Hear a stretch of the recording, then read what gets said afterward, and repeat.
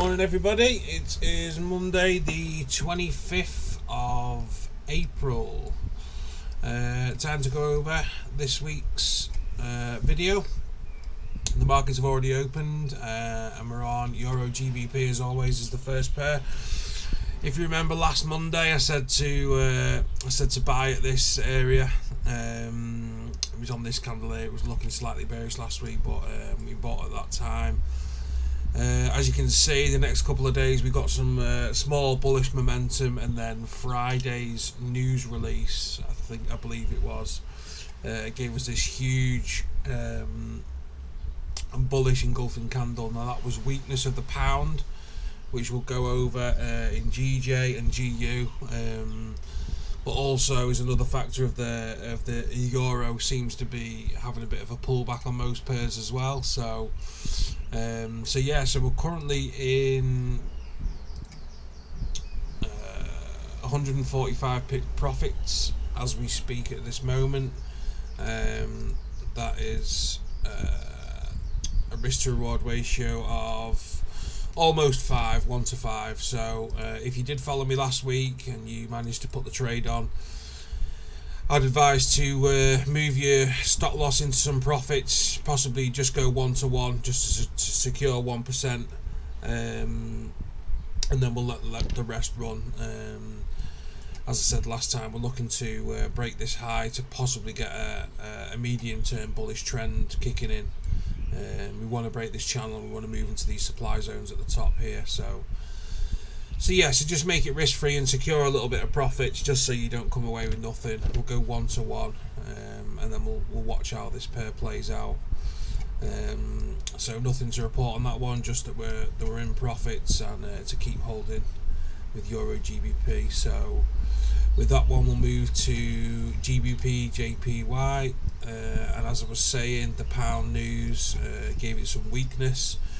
We've seen a drop back from the top here, little supply zone created on the daily. The news pretty much killed the pound, so we're seeing some weakness, but I think it could just be a pullback. So as I said previously, I'm looking to buy from this demand zone here. This one possibly, if we get here and it holds, I'll buy from there, get a short stop loss on. If not, we're looking for price to come back down to the bigger one below here, possibly to meet the moving average, which is coming up now at the 45-degree angle, as we can see. So we'll see some dynamic support come in, possibly around these demand areas. Then we'll look to buy to continue the bullish trend. I mean, we could sell, but you need pullbacks to supplies. So yeah, we'll wait to buy with GJ. So a bit of patience to play out on this pair. So nothing to go over just yet. We'll see how price plays out this week. Possibly it might visit this demand zone here sometime this week in the next few days. So we'll see what happens when that comes to it. So with that, we'll move to EURAUD. And as I was saying, the euro seems to be having. It looks like a bullish trend is starting, but as I say, the overall trend is still bearish, so it could just be a pullback, or the trend could be starting. So whether you've managed to get a buy on in these demand zones, like I said to, then just keep holding, set your stop loss to your entry position so the trade is risk free, possibly even, as I say, on the EURGBP pair, 1 to 1, and then let the rest run. It looks like we're pushing above the moving average here, which is the 50 on the daily. So if this daily candle closes above, then it could be possible that we could be changing trend, and then we could look to hit the supply zone here for a take profit, and then fill the imbalances on the previous push down to possibly this supply zone here as a TP2 target.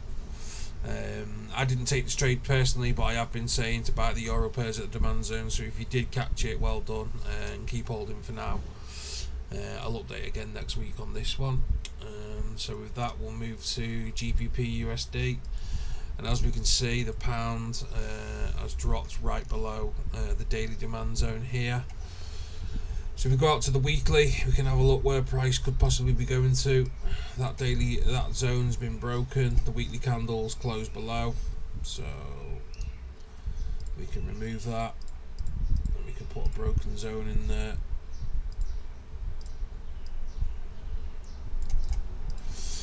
So that zone's been broken. So it looks like we could be possibly going to this little bit of support zone here where we've seen the pullback, or the big demand zone that at the bottom there that we see. So we'll see how price reacts when we get to this little support here. But yeah, I'd prefer to buy from the demand zone a bit lower down. It all ties in with GJ. We want to see it drop down a bit more to the demand zone below, and also with EURGBP, with the weakness of the pound, that pair is going to rise a lot further. So depending on how long the pound is going to weaken for, will determine where we can buy back in. So keep watching for now on this pair, and then we'll look for a buy later on. So with that one, we'll move to EURUSD. This one hasn't really much moved, obviously, because the USD is a safe haven, which is strong against the euro. It's the opposite correlation, so it's consolidating on this demand zone. Again, you could get a buy in, and then once we see some weakness on the DXY, this one will certainly push right up. I'll say the same as the other pairs. You just get a long swing trade position on, use half of the risk what you would normally do, and get a stop loss just below this demand zone here, and look for the weakness in the USD for that one to turn. There's not much going on in EURUSD at the moment, and that's on the weekly. So as you can see on the daily, it's just consolidating up, down, up, down, up, down, going sideways. But as the longer this demand zone holds, then I'll keep looking for buys on this pair. So with that one, we will move to gold, and we are still holding a trade, and it's almost hit TP. As I said last week, to sell. Sorry, we were looking for a sell to buy.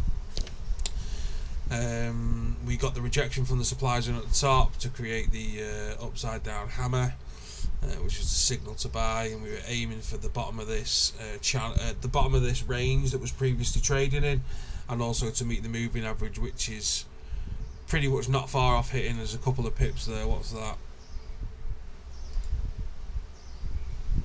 It's 20 pips. So if you want to take profit now, you can do, which I probably will do actually. As soon as I finish this video, I'll close my position on gold, and then I'll wait to see what happens around this moving average and the bottom of this channel area, which clearly there's a strong support going on. We could possibly get a buy on if support holds here. We don't get any big movements prior down. If not, we'll wait for the price to visit the demand zone below, which we can see it's previously rejected from a couple of times. So yeah, TP hit on gold. Not a bad trade that. It didn't take long. It was 1, 2, 3, 4, 5 trading days spread over 2 weeks. Not bad at all. Right, risk to reward ratio of 5.8. So that was a good trade. So yeah, that's one in the bag. And then we'll look what happens here with the moving average and the support line of the channel before we look for the next trade. So just enjoy the pips and the profit on that one for now.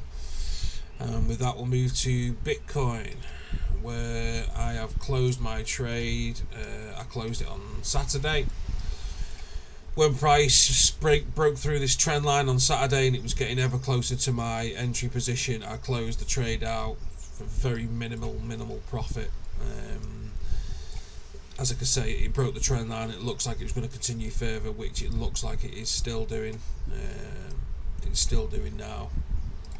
So again, looks like we're going to be visiting this demand zone from previous, which is held around the 37,000 area, 37,600, around this area. We might see a further drop down. Yeah, so if you followed, close it, or if you moved your stop loss to break even, you probably would have got stopped out for no profit on this one. So So we'll again, Bitcoin, just buy in as cheap as you possibly can when this zone looks like it's breaking, and it's probably going to break by the end of the day if the candle closes below, and then it looks like we could possibly visit this big demand zone at the bottom here. So yeah, again, we'll wait to get another buy-in from this zone here when it gets there.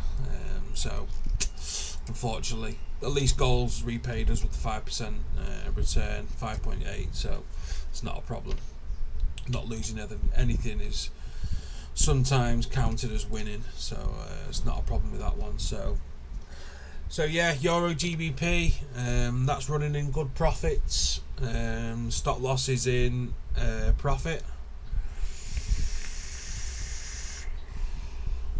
EURAUD, again, that's reversing. I didn't get a trade on that one as I wasn't watching it. Pound USD, that's dropping below the demand zone, so we're looking for buys at the bottom. Same with GJ. Gold, take profit if you followed that one. Bitcoin, we're waiting for price to fall a bit further before we can buy it at a cheaper price. So that's it for this week. Hope everyone has a good trading week this week. As I say, everything that I've mentioned, just keep your eye on it this week and adjust accordingly. And I'll see you again next week. Cheers, bye bye.